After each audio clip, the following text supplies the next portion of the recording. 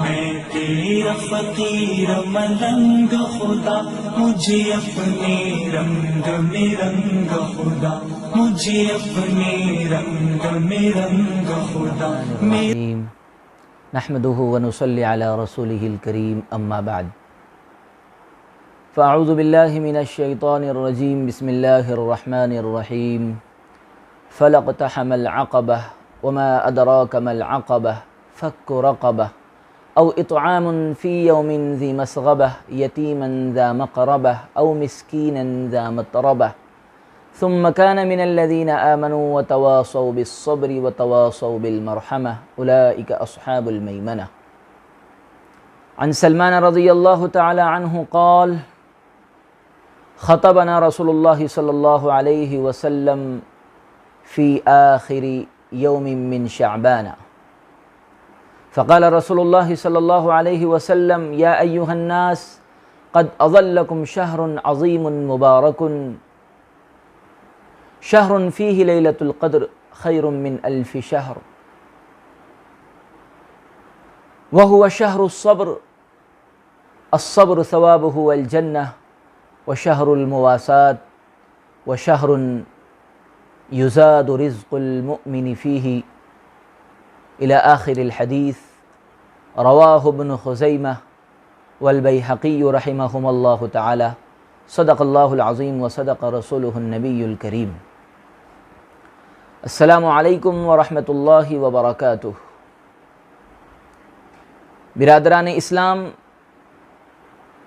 اللہ تعالیٰ نے ایک بار پھر اپنے فضل و کرم سے ہمیں رمضان المبارک کا برکتوں، سعادتوں اور بے پناہ رحمتوں والا مہینہ نصیب فرمایا ہے۔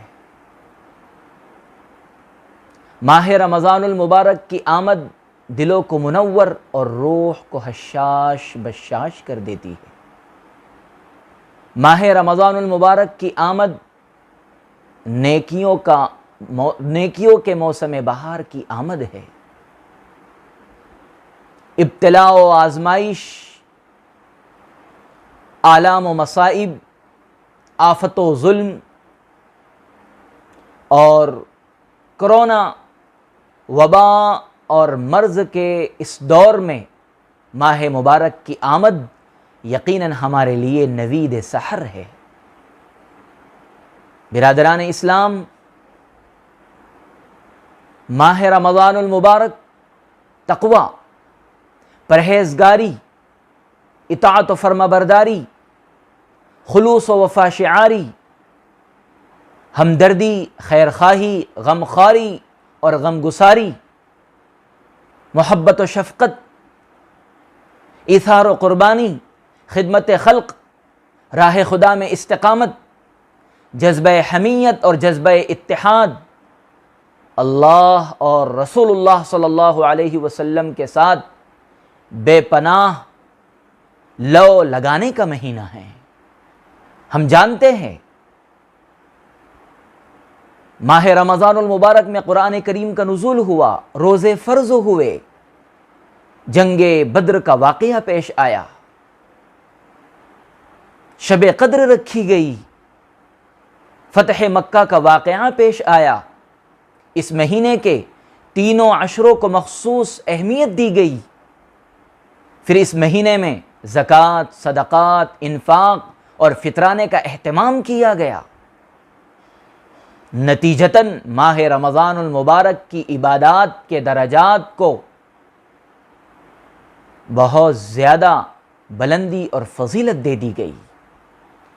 برادران اسلام، ماہ رمضان المبارک میں جہاں اور بہت ساری سعادتوں کا نزول ہوتا ہے، وہیں پر اللہ رب العزت اس مہینے میں مومنوں کے دلوں میں ایک دوسرے کے ساتھ ہمدردی، محبت، خیرخواہی، شفقت کے جذبات کو بہت زیادہ بڑھا دیتے ہیں۔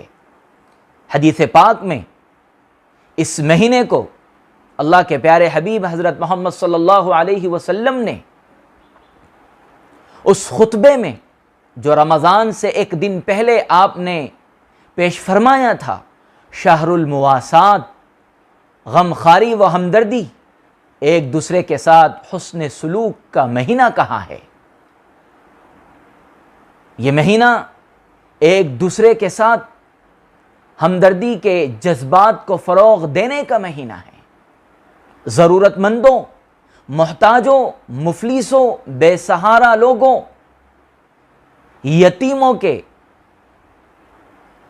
یتیموں کا درد اپنے دل میں سمیٹنے، تہی دستوں، تنگ دستوں کے احوال کی فکر کرنے، اپنے آرام و راحت کو قربان کر کے دوسروں کی راحت رسانی میں اپنے وقت کو صرف کرنے کا مہینہ ہے۔ مصیبت زدہ، بیمار اور پریشان حال لوگوں کے دکھ درد میں شریک ہو کر ان کی دلجوئی کرنے کا مہینہ ہے۔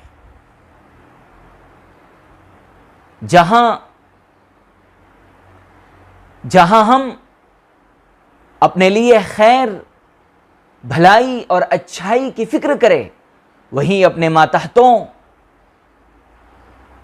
اور اپنے اہل خانہ، غریبوں، مسکینوں، بیواؤں، یتیموں، پڑوسیوں، ارد گرد ملنے جلنے والے رشتہ داروں اور دوست و احباب کے لیے بھی ہمدردانہ سوچ کا خیال رکھے، اور خداوند قدوس نے جو کچھ بھی ہمیں مال و دولت عطا کیا ہے، یہ مہینہ اس مال و دولت میں سے ان کے لیے ایک حصہ نکالنے کا مہینہ ہے۔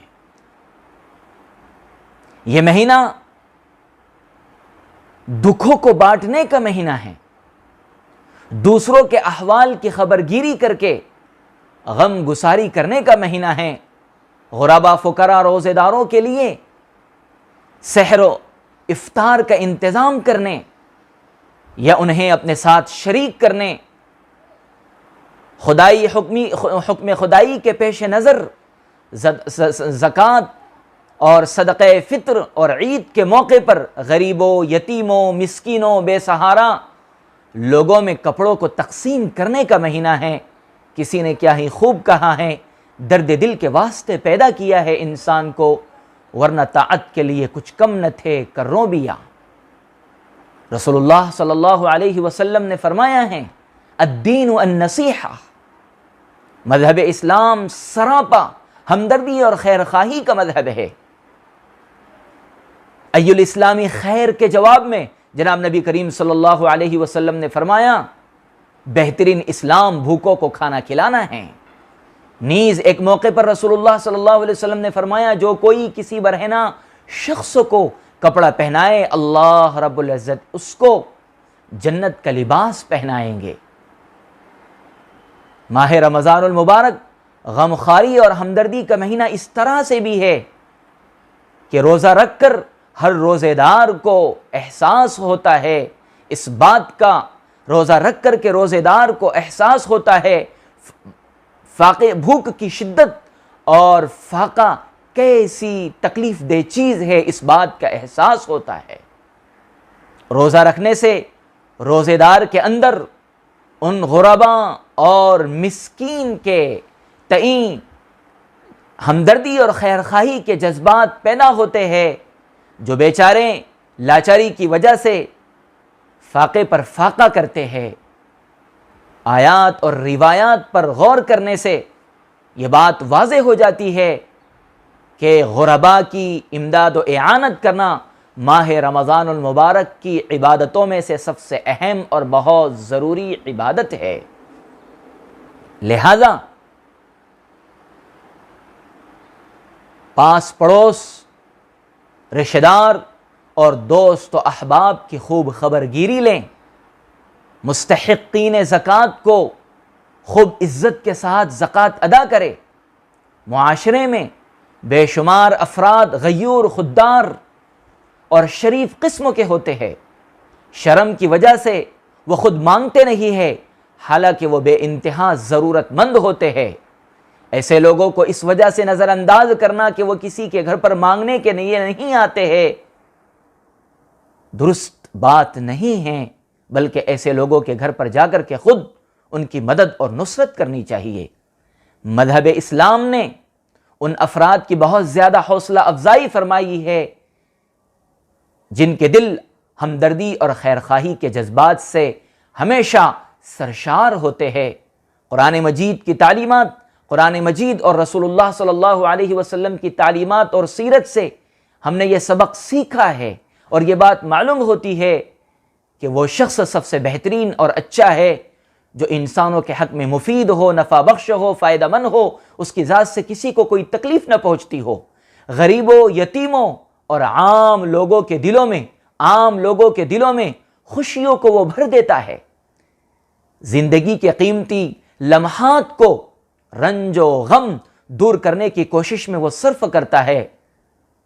ایک لمحے کے لیے ہی صحیح وہ لوگوں کو مسرت و شادمانی اور راحت پہنچا کر کے ان کے رنج و الم اور ان کے درد و الم کو وہ ختم کرنے کی کوشش کرتا ہے۔ اگر ہم یہ سب نہ کر سکے تو کم سے کم اس بات کی کوشش تو کریں کہ ہم لوگوں کے ساتھ دو میٹھے بول بول کر کے ان کے غم کو ہلکا کرنے کی کوشش کریں۔ جناب نبی کریم صلی اللہ علیہ وسلم نے لوگوں کے اوپر خرچ کرنے کی بے انتہا فضیلتیں بیان فرمائی ہے۔ رسول اللہ صلی اللہ علیہ وسلم نے فرمایا کہ اللہ رب العزت 3 کام کرنے والوں کو کل قیامت کے دن اپنے عرش کے سائے میں رکھے گا۔ ایک وہ شخص جو حالات اور ایک وہ شخص جو رات کی تاریکی میں عبادت کے لیے نکلتا ہے، دوسرا وہ شخص جو بھوکوں کو کھانا کھلاتا ہے، اور تیسرا وہ شخص جو مصیبت کے وقت میں، تکلیف کے وقت میں خوب اچھی طرح سے وضو کرتا ہے۔ اسی طرح رسول اللہ صلی اللہ علیہ وسلم نے فرمایا اللہ کے راستے میں خوب خرچ کرو، اللہ رب العزت تمہیں خوب عطا فرمائے گا۔ اللہ کے راستے میں خرچ کرنے میں تنگی نہ کرو، ورنہ اللہ رب العزت تم سے اپنی رحمتوں کو روک لے گا، اور اپنی وسعت کے مطابق خوب خرچ کرو۔ انفاق فی سبیل اللہ کی رسول اللہ صلی اللہ علیہ وسلم نے بے شمار ترغیبیں دی ہے، اور اللہ کے راستے میں خرچ کرنے، سخاوت کرنے کی بڑی فضیلت بیان فرمائی ہے۔ اللہ کے راستے میں سخاوت کرنے والوں کے بارے میں اللہ کے رسول صلی اللہ علیہ وسلم نے فرمایا سخاوت کرنے والا اللہ سے قریب ہوتا ہے، جنت سے قریب ہوتا ہے، لوگوں سے قریب ہوتا ہے، جہنم سے دور ہوتا ہے، اور بخیل شخص اللہ سے دور ہوتا ہے، جنت سے دور ہوتا ہے، اور لوگوں سے بھی دور ہو جاتا ہے۔ جاہل سخی اللہ رب العزت کی نگاہ میں محبوب و مقبول ہے عابد بخیل کے مقابلے میں۔ لہذا ہمیں چاہیے کہ ہم خوب اللہ کے بندوں پر خرچ کرنے کی کوشش کریں۔ یہ اس وقت جبکہ کووڈ-19 اور کرونا وائرس نے گلوبل اور عالمگیر وبا کی شکل کو اختیار کر لیا ہے، ایسی مشکل گھڑی میں ہمیں چاہیے کہ ہم ایک دوسرے کی مدد اور نصرت کریں، ایک دوسرے کی اعانت کریں، اور دوسروں کو بھی باہمی ہمدردی اور خیر خواہی کا درس دے، تلقین کرے۔ اس لیے کہ اس وقت تو پورا عالم ایک قید خانے کی شکل اختیار کر چکا ہے۔ بڑی تجارت گاہیں بند ہو چکی ہے، مال اور بزنس گاہیں بند ہو چکی ہے، لوگ روزگار سے محروم ہو چکے ہیں، بلکہ محروم المعیشت ہو چکے ہیں۔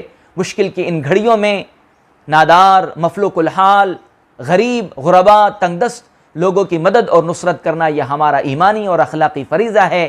اللہ رب العزت سے دعا ہے کہ اللہ تعالی ہمیں ان خوش نصیب لوگوں میں شامل فرمائیں جو حسن اخلاق کا مظاہرہ کرتے ہیں، ایک دوسرے کے ساتھ حسن سلوک کرتے ہیں، ہمدردی اور خیرخواہی کے جذبات سے سرشار ہوتے ہیں۔ یہ وہ لوگ ہیں، یہ وہ خوش نصیب لوگ ہیں، اور یہ وہ ان عمدہ صفات سے مالا مال ہے جن کی بدولت اللہ رب العزت انہیں دین و دنیا اور آخرت میں سرفراز اور کامیاب فرمائیں گے۔ اللہ رب العزت کہی سنی باتوں پر مجھے اور آپ سب کو عمل کرنے کی توفیق عطا فرمائے۔ آمین وما علینا الا البلاغ المبین۔